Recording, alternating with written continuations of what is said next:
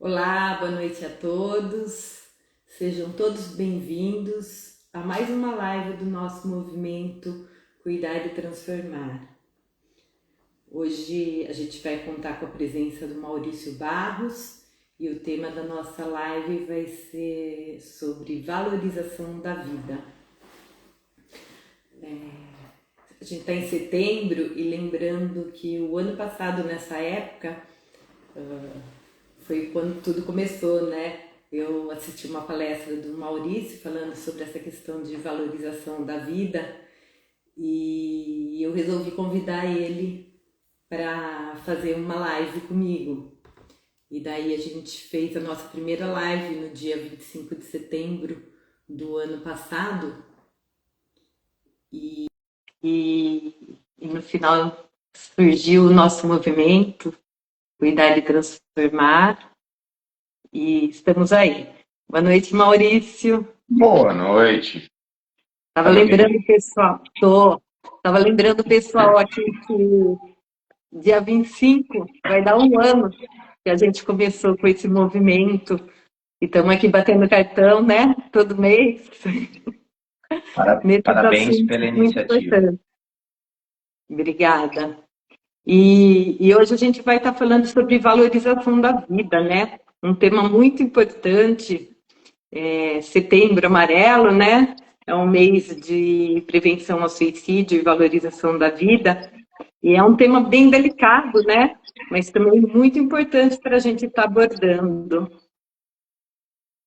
E aí foi o convite para o Maurício vir novamente aqui para trazer um pouquinho mais de informação a respeito disso, né?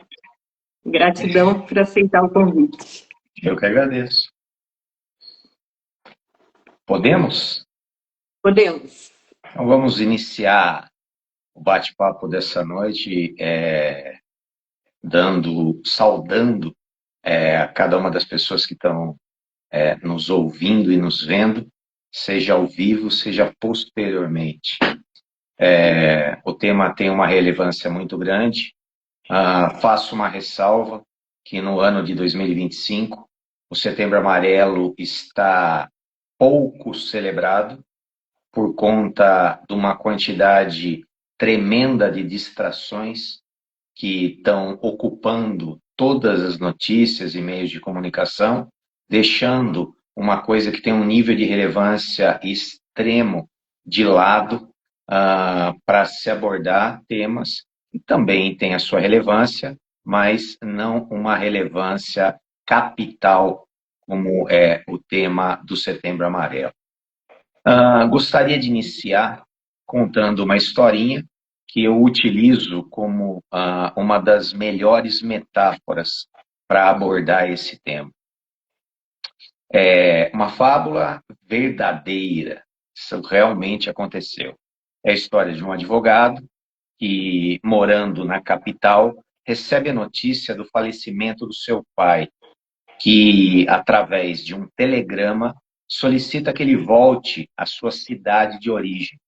E, ao chegar lá,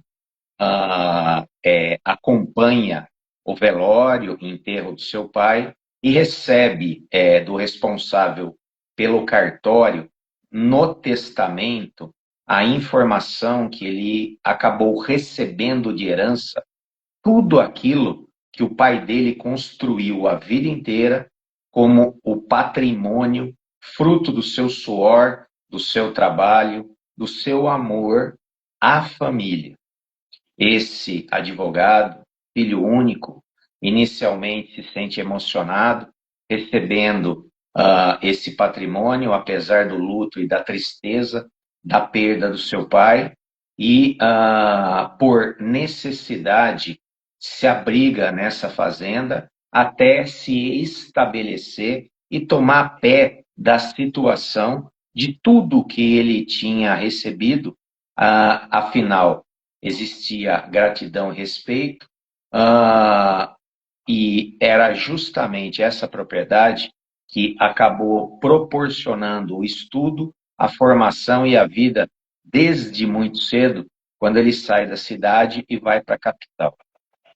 Conforme os dias foram passando, ele começou a entrar em contato com uma realidade que não era dele, uma realidade de quem precisa se esforçar muito, trabalhar de sol a sol, que existe o cuidado com os animais, existe toda uma tratativa com a lavoura, existe a manutenção da fazenda e todas as dependências que são adjacentes e necessárias para o bom funcionamento, existem os funcionários que dependiam, e os problemas começaram a aparecer um atrás do outro a cada dia, pegando esse sujeito de surpresa, afinal ele não era preparado para isso, e cada problema que chegava gerava um peso enorme de resolução fora da sua capacidade e competência. Então, num dia, o capataz trazia que uma das cercas foi arrebentada e o gado acabou escapando. No outro dia, ele recebia a notícia de que uma geada tinha pego uma parte do seu cafezal, diminuindo a expectativa de produtividade. No outro, o adoecimento de um cavalo. No outro, a quebra de uma parte do telhado do celeiro e um funcionário problemático. Tudo isso foi se ajuntando, se acumulando, formando na cabeça desse nosso personagem, o advogado, uma identificação da fazenda, que era herança do pai, como um grande problema que ele acabou herdando. E, diante disso, o primeiro movimento que ele teve foi se livrar desse problema. Colocou à venda, botou preço nessa fazenda, conversou com os vizinhos, pediu que se espalhasse a notícia, e as semanas foram passando e nada de ter nenhum tipo de oferta por parte de ninguém. Até que, passeando na cidade, ele encontra um amigo de escola, que por coincidência é um personagem muito conhecido nosso, que traz essa veracidade a esse relato. O poeta Olavo Bilac, que na época já tinha publicado livros de poesia, mas ainda não tinha sido consagrado como um dos maiores escritores da língua portuguesa. Naquele momento, ainda iniciando a sua carreira de escritor, os seus livros estavam começando a ficar famosos e ele se sustentava sendo o redator-chefe do jornal da cidade, que era distribuído por toda a região, todos os vilarejos da região. Os dois sentaram tomar um café, o nosso personagem advogado começa a relatar o seu suplício, problema atrás de problema, e por 40 minutos ele se queixa dessa propriedade, e por final ele diz que já não aguenta mais e estava querendo vender e não conseguia. E nessa conversa, esse personagem, o advogado, ele tem uma ideia e propõe para o amigo Olavo Bilac lhe ajudar escrevendo um anúncio de venda da sua propriedade e publicando no seu jornal durante, no mínimo, 4 semanas, porque essa tiragem do jornal abrangia a região inteira e, segundo a expectativa do advogado, uma escrita de um anúncio bem feito poderia favorecer o interesse das pessoas pela fazenda. Esse acordo foi feito, foi pago o anúncio, as 4 publicações, passaram-se 2 semanas, os dois amigos se encontram no mesmo lugar, sentam para tomar um café, e Olavo Bilac pergunta, deu certo? Você gostou? Adorei, seu anúncio ficou excelente. Mas conseguimos o nosso intento? Não. A partir do primeiro anúncio, eu mudei de ideia e decidi não vender mais a minha propriedade. Peço licença para ler aqui para vocês como ficou o anúncio escrito pelo poeta Olavo Bilac da venda dessa propriedade, que era um tormento para esse advogado. Vende-se encantadora propriedade, onde cantam os pássaros ao amanhecer, num belo e extenso arvoredo. ela é cortada por cristalinas e refrescantes águas de um lindo ribeirão. A casa, banhada pelo sol nascente, oferece a sombra tranquila das tardes na varanda. Depois de lido esse anúncio, o advogado percebeu o valor do que ele tinha nas mãos e mudou de ideia, decidiu não vender mais e cuidar daquela propriedade, angariando os recursos necessários para realmente gozar e usufruir de tudo aquilo que estava descrito nesse anúncio. Essa história é uma história muito bonita, é uma história verídica e ela trata exatamente do tema que nós estamos colocando hoje. Nós podemos transportar essa história diretamente para a vida de cada um de nós. Você que está me ouvindo aí, através do Instagram, recebeu um presente por herança do seu pai, de Deus, do Criador, do universo. Se você não tem crença religiosa nenhuma, você recebeu um presente do seu pai e da sua mãe, que é o dom da vida, através da sua herança genética, do seu nascimento, mas a sua vida não deixa de ser um presente. Quantos de nós não temos uma dificuldade tremenda de enxergar o valor que nós temos e a beleza e a riqueza e a quantidade incontável de pequenos milagres que nós vivenciamos e somos na nossa simples existência, sem contar naquilo que a gente faz. Quantas vezes a gente vai precisar do olhar de um terceiro, especialmente de alguém sensível, como um poeta, para poder fazer com que eu abra meus olhos e eu consiga enxergar o valor desse presente maravilhoso que é a minha vida. Essa história, ela relata também um fenômeno que é extremamente comum.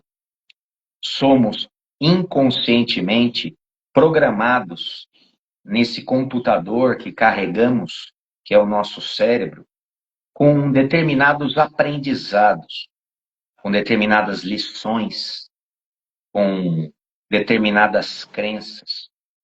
E esses aprendizados, lições e crenças, eles modulam, eles mediam a forma com que a gente interpreta os sinais externos, tudo aquilo que acontece fora da gente, e media também como nós interpretamos tudo aquilo que acontece no nosso mundo interior. Nós não enxergamos a realidade do mundo. Nós enxergamos o mundo a partir das lições, aprendizados e crenças que nós somos portadores. Essas lições, essas crenças, esses vieses de olhar, normalmente eles são herdados por observação. Eu cresci com uma mãe muito pessimista, que reclama muito de tudo. Eu cresci com um pai muito medroso, que tentava controlar de tudo e se preparar para coisas que muitas vezes nem aconteceram.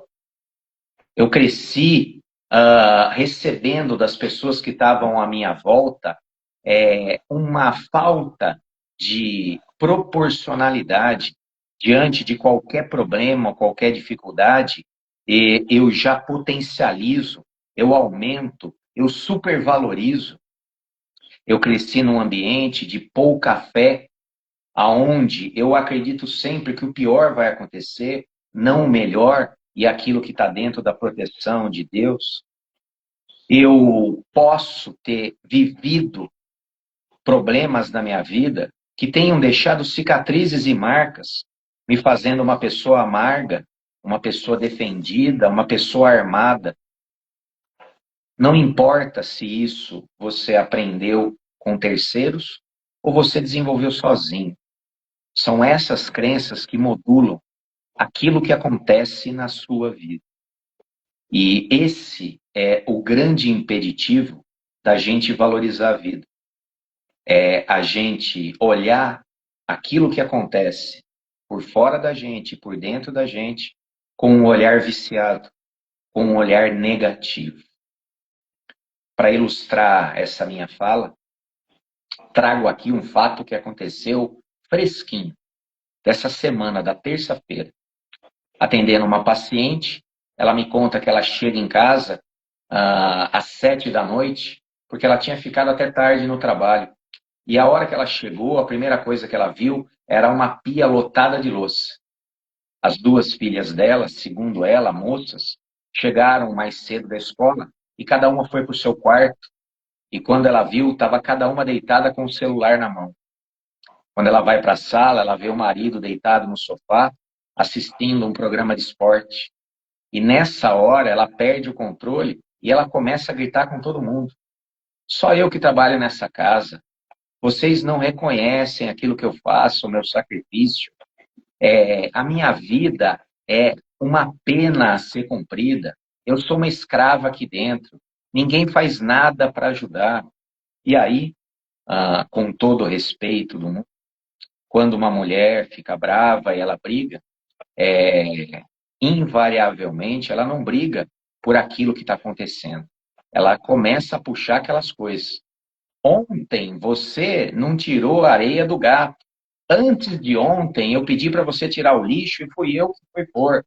No mês passado você ficou de levar a minha mãe. Em 1917 e a briga se transformou num pandemônio nessa casa, envolvendo até quem não estava lá.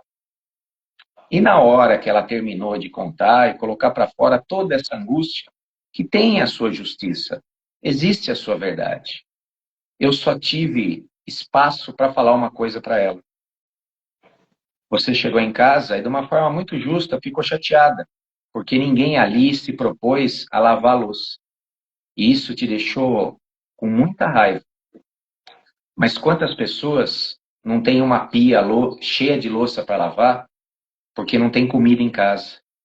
Porque chega em casa e tem filhos para alimentar e falta aquilo que é básico, o arroz e feijão. Então, existia sempre uma escolha: agradecer por ter louça suja, afinal tem comida e teto para toda a família, ou lamentar esse tipo de situação. Esse exemplo é um exemplo real, aconteceu aqui no meu consultório, e é um exemplo que a gente pode generalizar para tudo na vida da gente. Eu não estou falando que para cada situação a gente deve se comparar com quem está numa condição pior que a nossa, mas a gente tem que ter um olhar de gratidão para as coisas boas que acontecem. Muitas vezes, aquilo que eu mais desejo é reclamar que eu estou com uma dor no ombro esquerdo, e estou.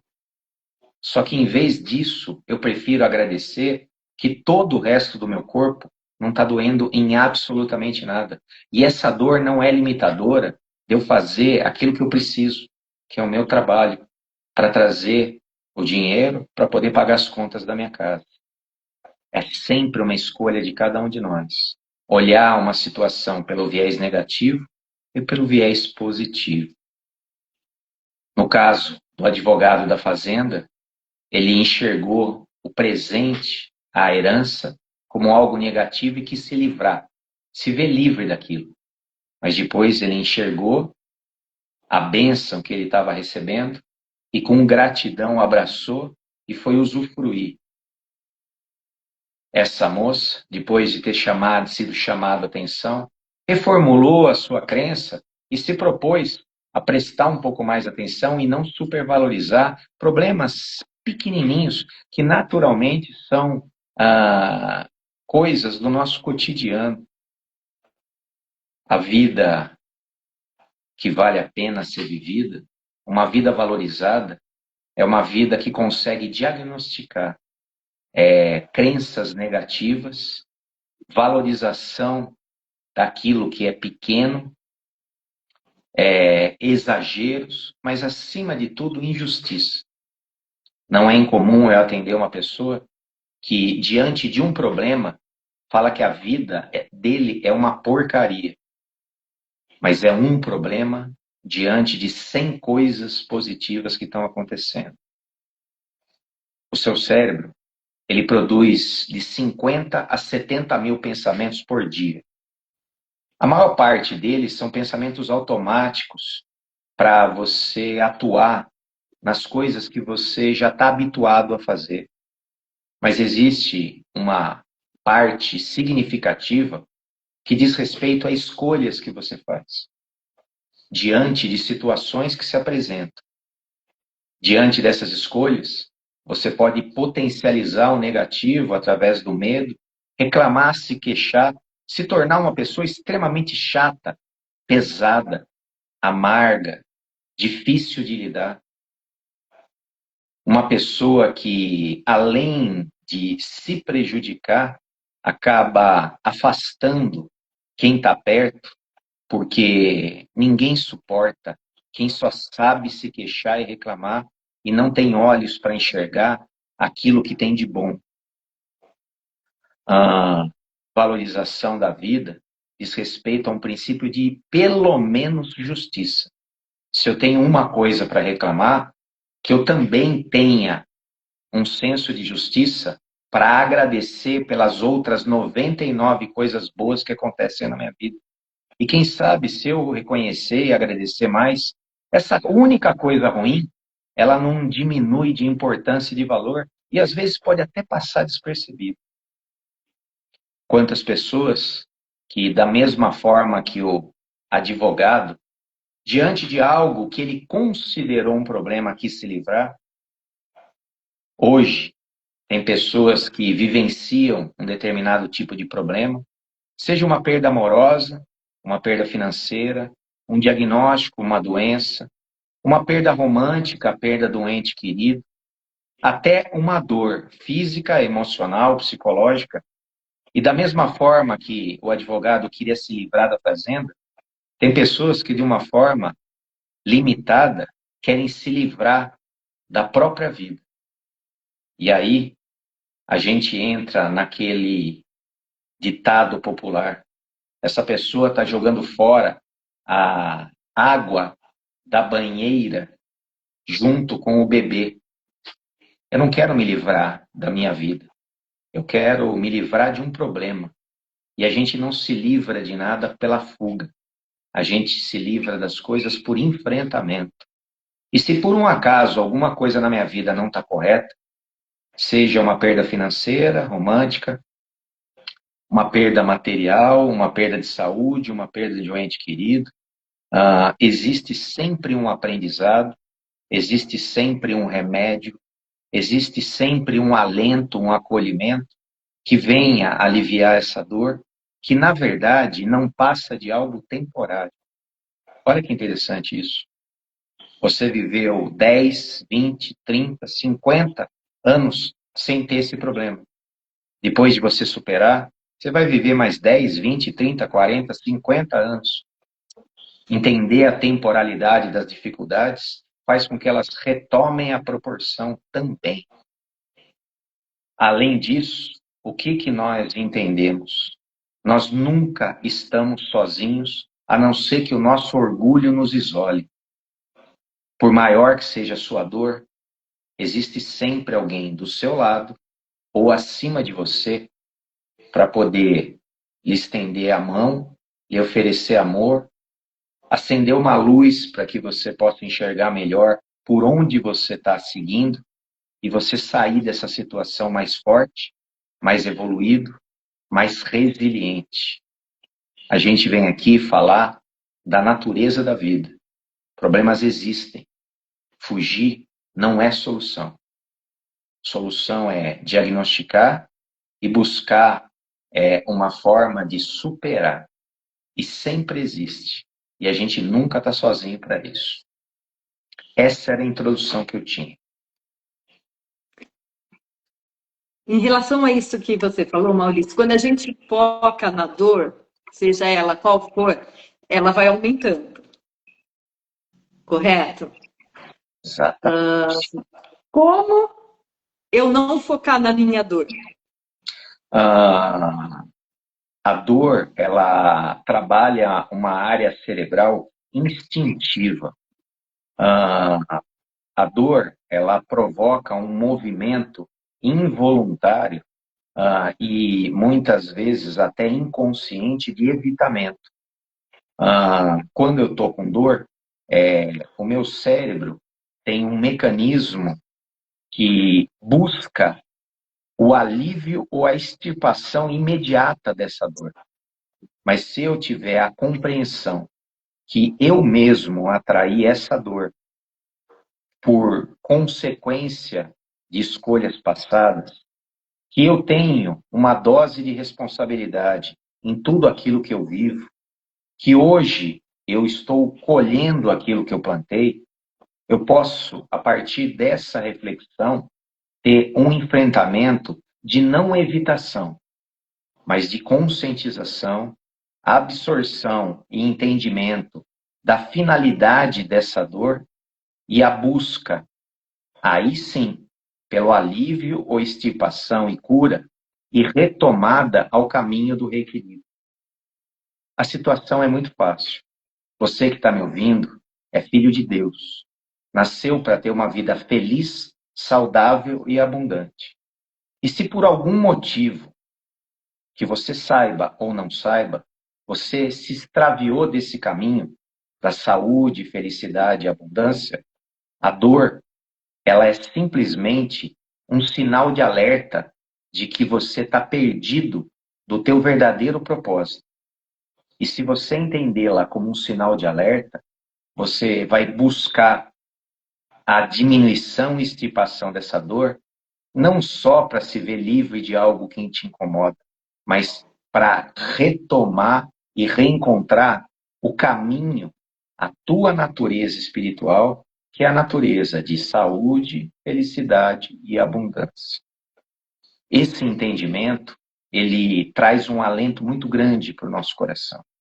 Eu não vou deixar de me incomodar com a dor, mas ela vai ter um sentido, ela vai ter um propósito, e eu vou ter uma tratativa proporcional para cada uma delas.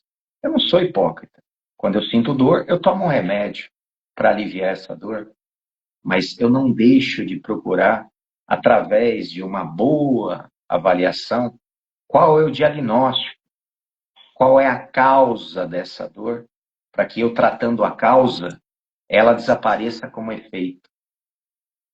Infelizmente, nem todas as pessoas têm esse esclarecimento. Tem muita gente que, diante de uma dor, foge pela bebida, foge pela droga, foge por outros vícios, foge pelos excessos, excesso de comida, excesso de trabalho, excesso de compra. Mas a gente entende que tratar o efeito sustenta indeterminadamente essa situação. Buscar a causa e tratar a causa automaticamente dilui e dissipa o efeito. E ainda por cima, nos faz evoluir, nos fortalece. A fuga nunca é solução. Porque eu fujo hoje daquilo que eu vou encontrar semana que vem ali na minha frente, novamente. E uma pergunta a respeito disso. Por que que ainda existe tanta resistência das pessoas em procurar ajuda? Tanto do psicólogo, do psiquiatra. Eu vejo porque, assim, na minha vivência aqui em consultório, às vezes eu falo, olha, eu consigo até mostrar para ele, a pessoa enxerga essa questão de focar na dor.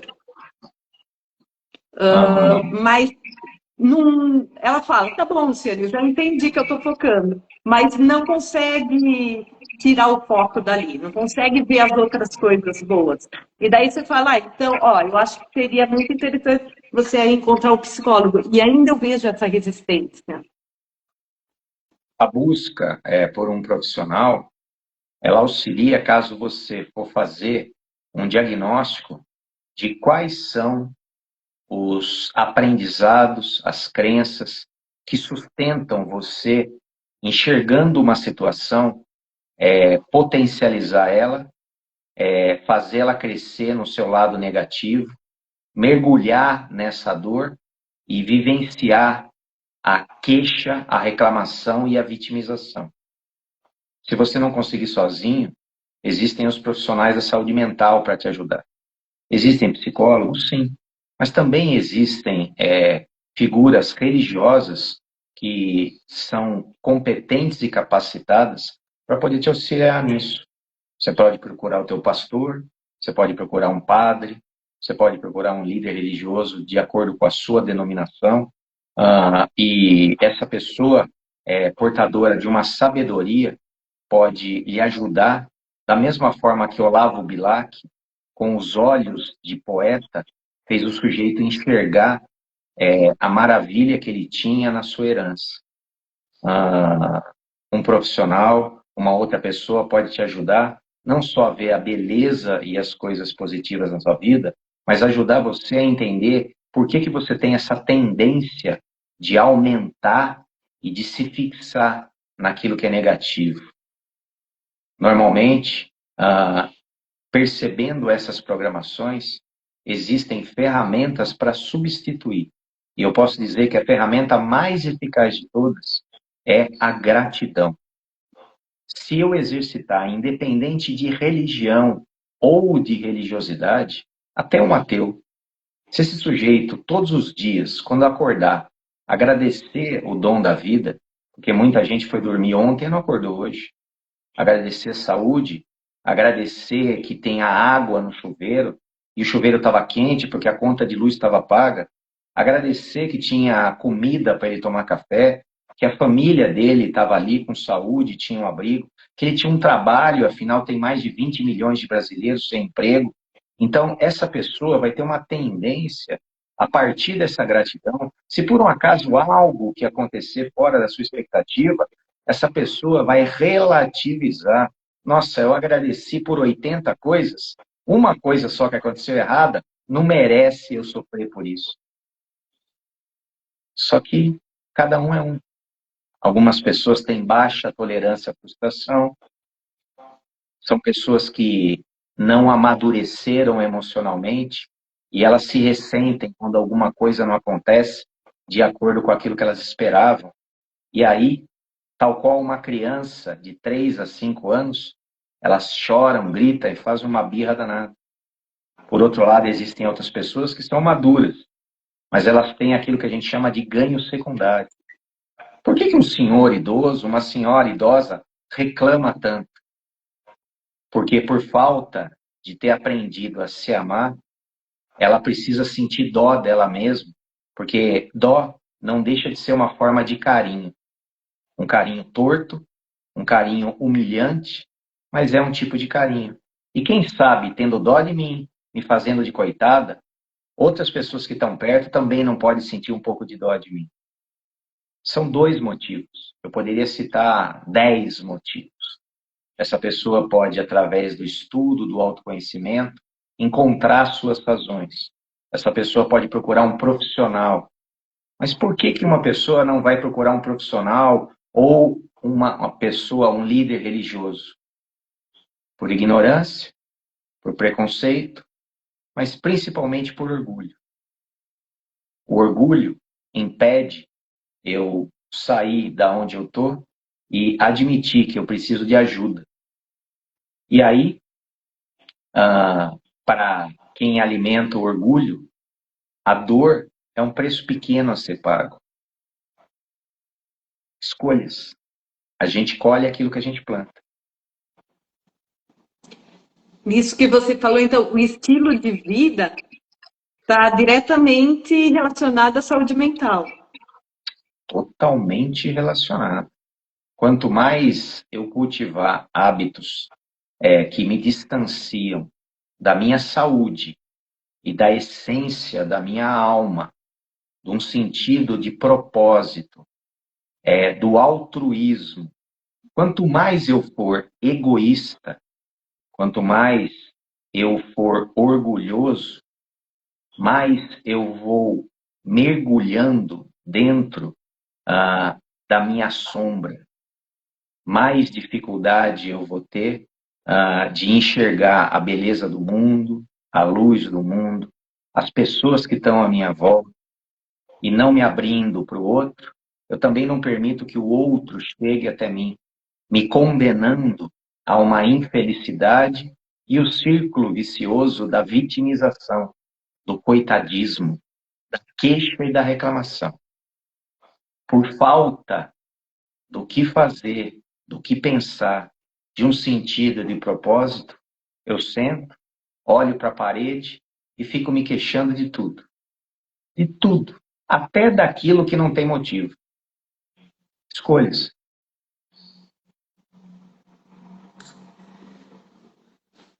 Muita gente. Vamos agora entrar num assunto bastante delicado, mas assim, eu creio que seja de super importância em relação, principalmente à nossa cidade, em relação ao suicídio.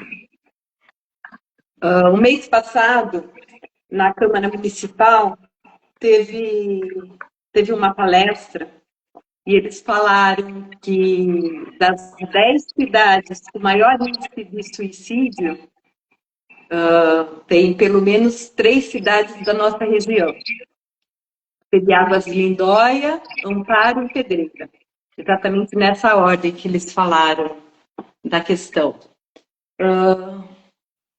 Isso porque nessa região existe é tão alto o índice de suicídio?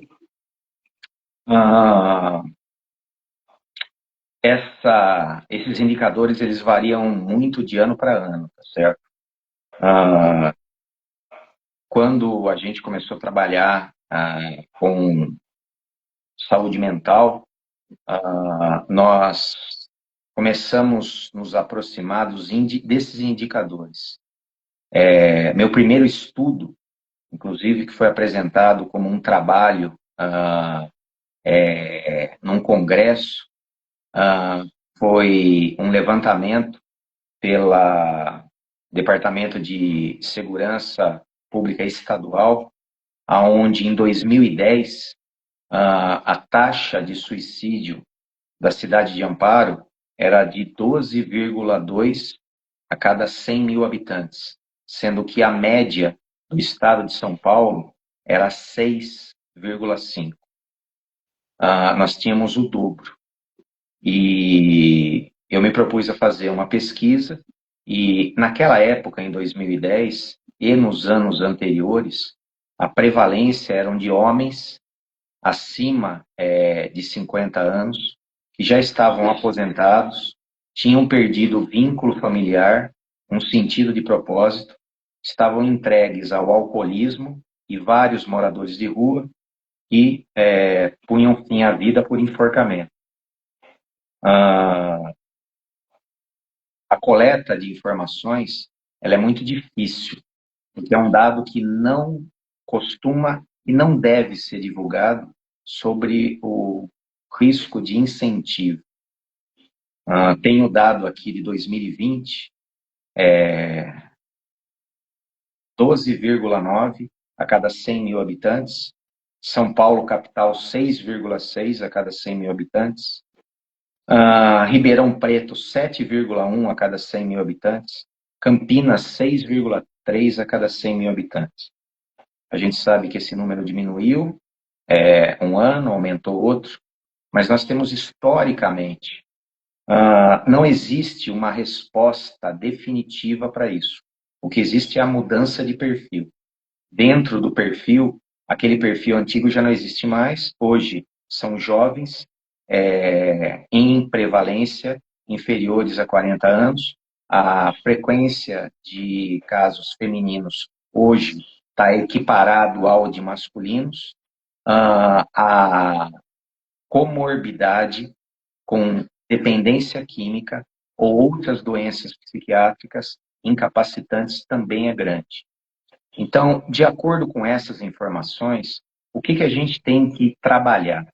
A gente tem que trabalhar a seguinte questão: a saúde mental é um problema social que precisa ser abordado com mais importância, e nós precisamos quebrar a ignorância e o preconceito e oferecer à população de Amparo uma saúde mental mais adequada.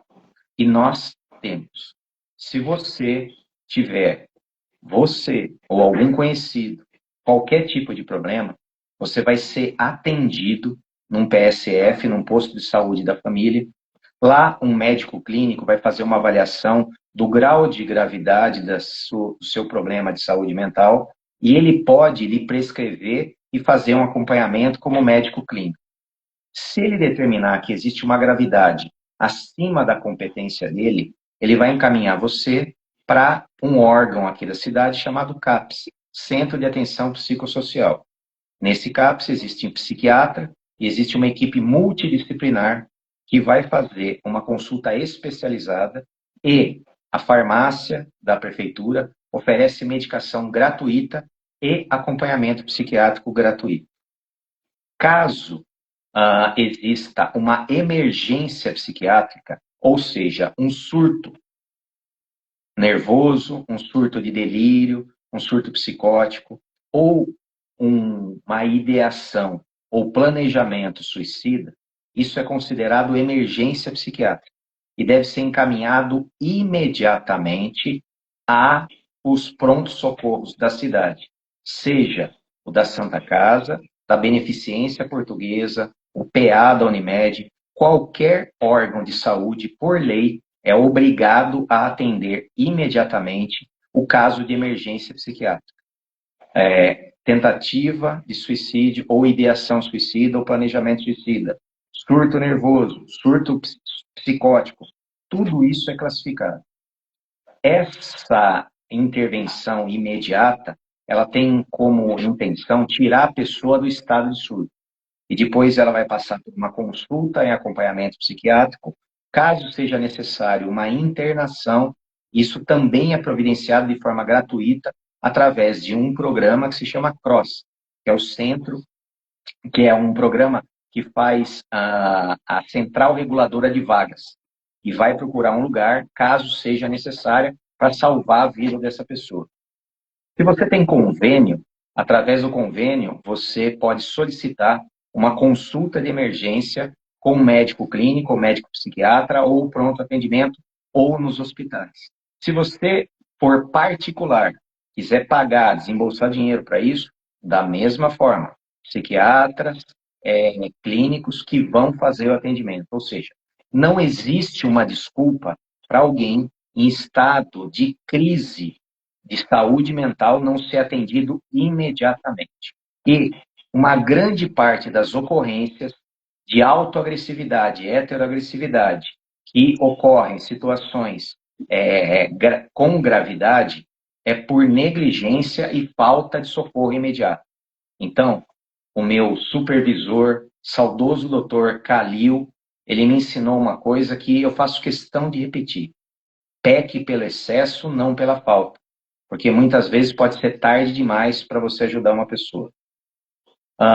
Junto com essas informações que eu acabei de passar, o que eu gostaria para cada uma das pessoas que estão ouvindo, que existe uma figura que se chama observador.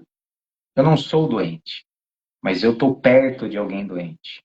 Se eu olhar menos para o meu umbigo e perceber as pessoas à minha volta, perceber um colega de trabalho com uma depressão grave, ou com um transtorno ansioso, ou com uma situação de desequilíbrio extremo, ou com uma fala tendendo ao autoextermínio, é minha obrigação como ser humano e como cristão de pegar essa pessoa pela mão e ajudar ela a ir para o tratamento. Não adianta falar, você precisa se tratar, porque uma pessoa em estado agudo, estado de crise, ela não tem condição de se ajudar sozinha. Alguém precisa pegar ela pela mão, levar para o atendimento, pegar o remédio, ajudar essa pessoa a tomar o remédio. Quando ela ficar boa, equilibrada, estabilizada, aí o médico vai avaliar se ela está em condição de se tratar sem ajuda de terceiros. Mas no caso da saúde mental, a ferramenta que serve para a gente buscar ajuda e para a gente seguir ajuda é isso aqui, ó. E é justamente isso que está doentinho. E as pessoas têm dificuldade de entender isso. Elas acham que o outro por si só vai fazer. Não. Precisamos ter esse olhar mais humano, mais amoroso, mais consciente e informado sobre saúde mental com relação às pessoas que estão à nossa volta. Seja os seus filhos, sejam os seus irmãos, seja o seu marido, a sua esposa, seus pais, seus vizinhos, seus amigos, colegas de trabalho, seja quem for. A gente está aqui e a gente vai oferecer a nossa mão estendida, o nosso amor, da mesma forma que a gente gostaria que fizessem se a gente estivesse precisando. Ou se alguém que a gente ama estivesse precisando. Tá claro isso? Vou fazer uma pergunta aqui da Silmara. A saúde mental das crianças em relação ao bullying. Uma criança, ela ainda pode não ter uma estrutura psíquica e emocional para poder lidar com o bullying. Só que é necessário fazer uma ressalva. Bullying não é um xingamento. Bullying não é uma briga, uma discussão. Bullying é considerado e classificado como uma ação persistente com a finalidade de atacar, de ofender e de machucar o mental, o emocional e o físico de alguém. Então, bullying é uma prática que infelizmente acontece. Nós fazemos um trabalho nas escolas públicas e particulares sobre orientação do bullying, e uma criança que não tem uma estrutura psíquica e emocional e é alvo desse bullying, imediatamente, tanto familiares quanto a escola, precisa tomar uma providência imediata para que isso cesse e, a partir de uma avaliação, ver se essa criança mantém algum tipo de sequela que precisa de um tratamento especial para superar essa condição. Tal qual uma situação de abuso emocional em casa, por um pai, uma mãe, um padrasto, uma madrasta, um irmão mais velho, seja lá o que for. Então, assim, situações que agridem o psíquico, o emocional e até o físico são desencadeadoras, sim, de desequilíbrios mentais que podem levar o sujeito a essa ideação negativa.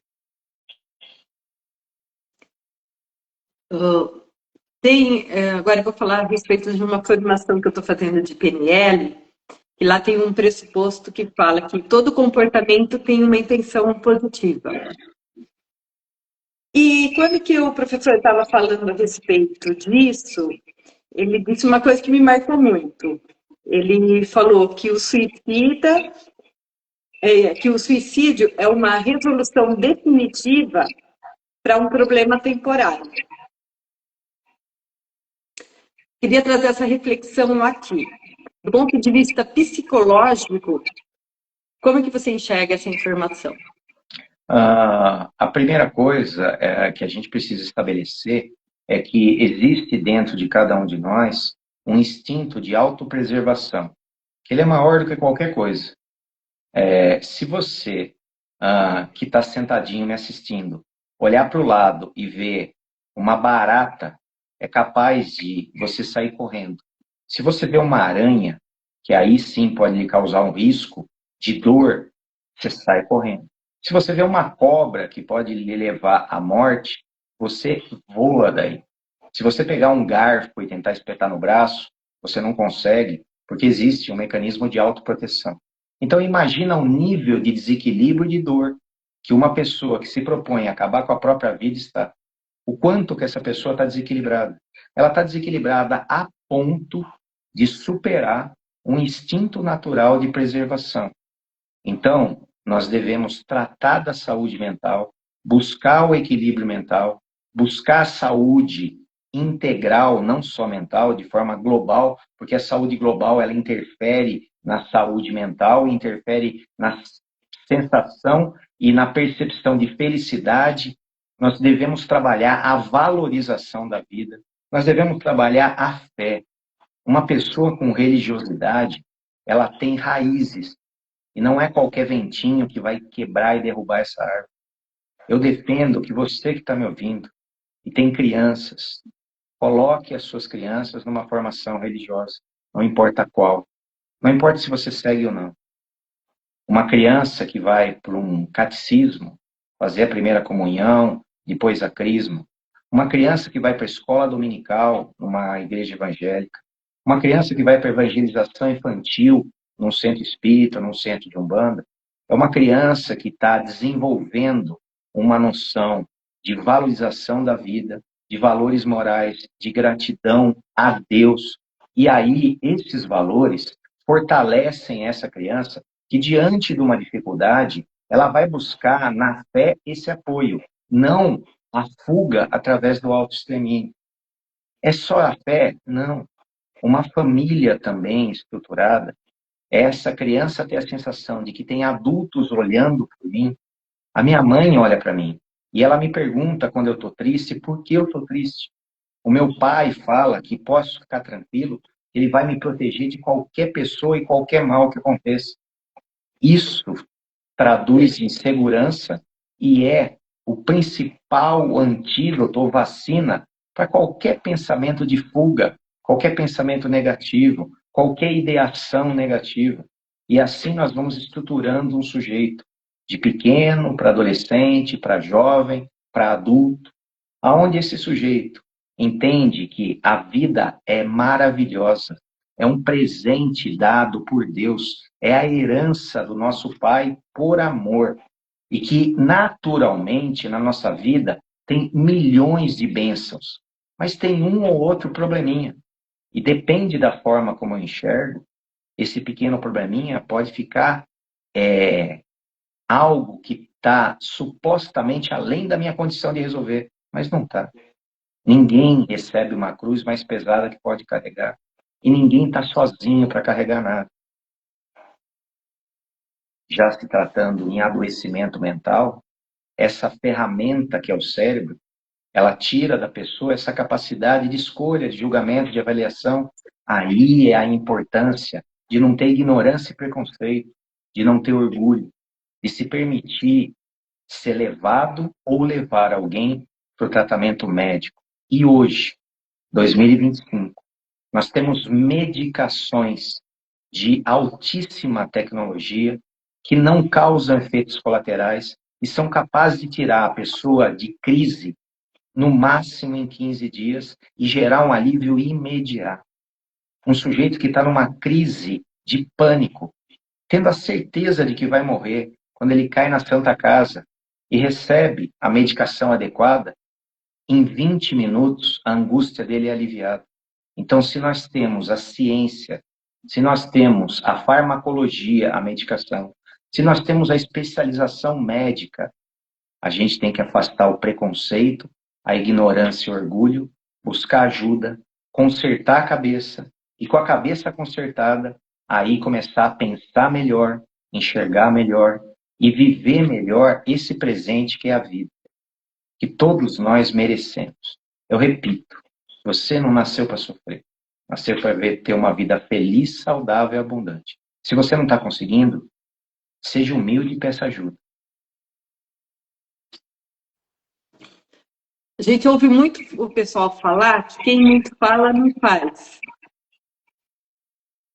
Em relação ao suicida, isso é verdade? Não, de forma nenhuma. Qualquer fala relacionada à autoagressividade, fazer mal para mim mesmo, de qualquer jeito. Qualquer jeito. Seja bebendo demais. Eu vou beber até acabar. Eu vou usar droga. Eu vou... Qualquer fala de autoagressividade já é um tipo de pedido de socorro que, se não for ouvido, uma hora ou outra pode se transformar em realidade. A gente que é da saúde mental não brinca com esse tipo de coisa. Se está falando sobre isso, é porque lá no fundo existe uma dor que precisa ser ouvida, existe algo que precisa ser diagnosticado para poder ser trabalhado. Mas e se a pessoa faz para chamar atenção? Não deixa de ser uma necessidade, uma dor que precisa ser ouvida sem preconceito, precisa ser acolhida, até que essa pessoa não precise mais disso para chamar atenção. Ela aprenda a chamar atenção pelo bem, não pelo mal. A gente nunca nega ajuda, a gente nunca subestima, a gente nunca tira conclusões. Sempre é a figura médica a maior autoridade. E o psiquiatra é a especialidade mais próxima, o neurologista é a segunda especialidade mais próxima. O clínico geral é aquele que cuida de tudo e também tem formação para dar um primeiro socorro. O psicólogo é o médico coadjuvante, é o profissional coadjuvante a esses profissionais da área médica. Então, somos equipe que trabalha em função do reequilíbrio da saúde da pessoa, para que ela volte a ter uma vida feliz e esse momento que é breve paz. E tem uma pergunta que todas as lives me fazem. O que você falaria para uma pessoa que está pensando em se matar? Eu falaria que é só um pensamento, não acredite nele, esse pensamento vai passar se você não alimentar. Se existe algum problema, esse problema tem solução, busque ajuda, peça auxílio. Existe um número que é o 180, o número do CVV, do Centro de Valorização da Vida.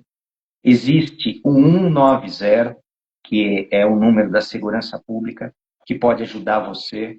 Existe o 193, que é o número do SAMU e da ambulância, que pode estar lhe prestando um socorro imediato no momento de crise.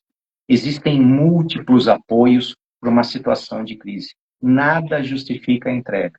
Existe muita gente que tem como profissão, como escolha de vida, ajudar você e tirar você desse momento temporário que é breve e vai passar.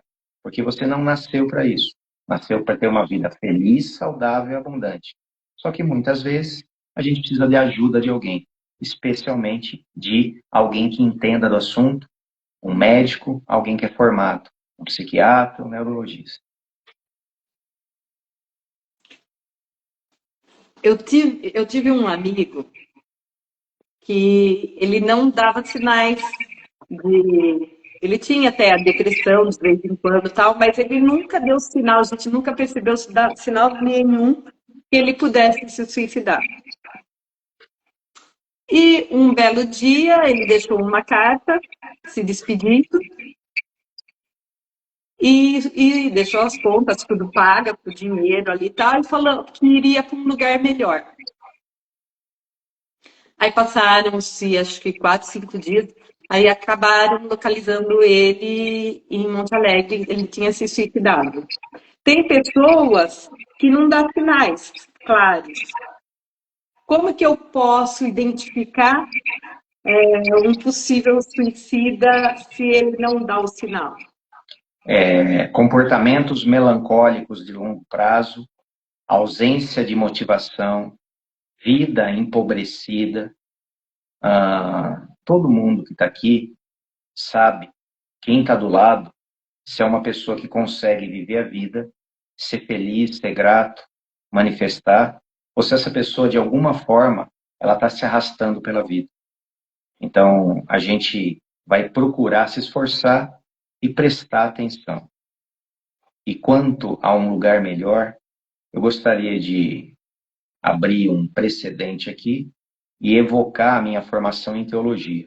Eu sou formado em teologia e eu posso dizer com toda a certeza que eu estudei todas as religiões de todos os lugares do mundo. E todas elas discordam em muitos pontos, mas todas são unânimes em condenar o suicídio como um ato de violência extrema e um ato que desagrada a figura do Pai Criador, aquele que, por amor, deu a vida, e só ele tem direito de tirar. Então, se você é adepto de qualquer religião, em nenhuma delas você vai encontrar que se matar vai te levar para um lugar melhor. Pelo contrário, um lugar pior e, mais ainda, um ato que muitas vezes vai levar muita gente a um nível de sofrimento inimaginável. Porque quem fica guarda uma ferida inesquecível e muitas vezes incurável. Então, se não é por mim que eu vou procurar ajuda, é por aqueles que me amam e que vão sofrer no caso da minha ausência. Ah, mas eu não acredito que eu vou fazer falta. Mais um pensamento ruim, negativo, errado, que passa pela sua cabeça. Todo mundo tem alguém que lhe é caro, que é importante. Eu sou a soma de todas as pessoas que passaram na minha vida. Tem um pouquinho de cada uma delas. E tem um pedaço de mim em cada pessoa que eu conversei, que eu ajudei, que eu convivi, que eu aprendi, que eu estudei junto. Todo mundo tem o seu valor, todo mundo tem a sua importância, todo mundo é amado por alguém, mas pode temporariamente não estar enxergando, porque essa ferramenta aqui de enxergar, de sentir, de entender, temporariamente está quebrada. Por isso que eu insisto, procure humildemente um atendimento médico, psiquiatra, neurologista, clínico. É a partir de um bom diagnóstico que você vai ter a solução do seu problema, o alívio da sua dor. Existem medicações extremamente eficientes. Não existe nada que não tenha remédio hoje. Para tudo tem remédio. Aceita ajuda. Como familiares e amigos podem oferecer apoio sem pressionar ou sem julgar a pessoa? Não tem julgamento. Uma doença no sistema nervoso é da mesma forma que uma doença no aparelho esquelético, por exemplo. Rompimento de um ligamento cruzado. Você, quando vai levar o seu sobrinho, que jogando bola rompeu o ligamento cruzado, para um ortopedista, para fazer uma ressonância, para ver o tamanho do dano, você não humilha ele. É uma parte do corpo que está machucada.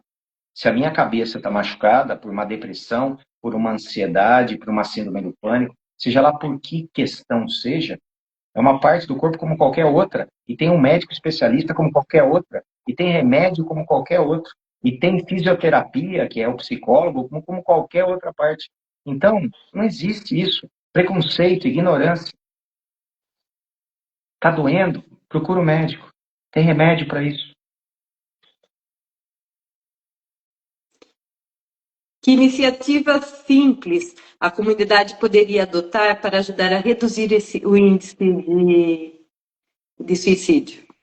Um olhar mais atento com relação ao outro, olhar menos para o próprio umbigo e olhar mais para quem está perto.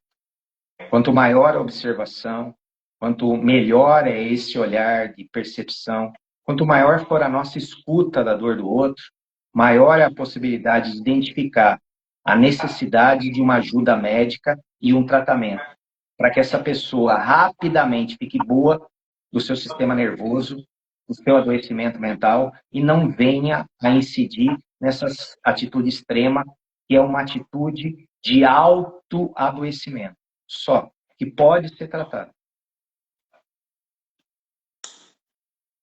Eu acho que tem alguma pergunta, alguma coisa que você gostaria ainda de falar, que o nosso tempo ainda já está meio que, ainda não, já está meio que esgotadinho aqui. E acho que não tem mais nenhuma pergunta aqui na live.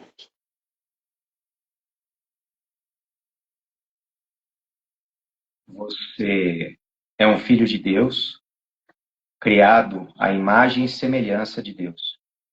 E se por um acaso tem alguma dor ou algum problema, você não tem obrigação de sofrer sozinho, nem de enfrentar sozinho. Procura ajuda. Tem muita gente, mas muita gente, que já viveu e superou exatamente o que você está vivendo, está passando, e hoje tem como sentido e propósito da vida te ajudar. Ajudar você a passar por essa situação, esse momento, recobrar o seu equilíbrio, a sua saúde, e quem sabe você, depois de melhorar, não possa ser uma dessas pessoas que também vai estar ajudando outros que estão na mesma situação. Queria desejar a todos uma boa noite, fiquem todos com Deus e queria que esse Setembro Amarelo fosse marcado não pelo amarelo, mas pelo verde da esperança, pelo vermelho do carinho, do afeto, do amor, pelo azul da serenidade, da tranquilidade, da paz, por todas as cores do arco-íris que de alguma forma podem te levar a você ter a saúde da mente e do coração para poder enxergar o quanto que a vida é bonita e é boa. Tem problemas? Tem, mas eles são muito pequenos perto das coisas boas. Obrigado, Luciane, pela oportunidade. Desejo a todos uma excelente noite e uma excelente semana. Fiquem todos com Deus, tá? Tchau, tchau. Obrigada a todos. Um bom final de semana e até quarta que vem.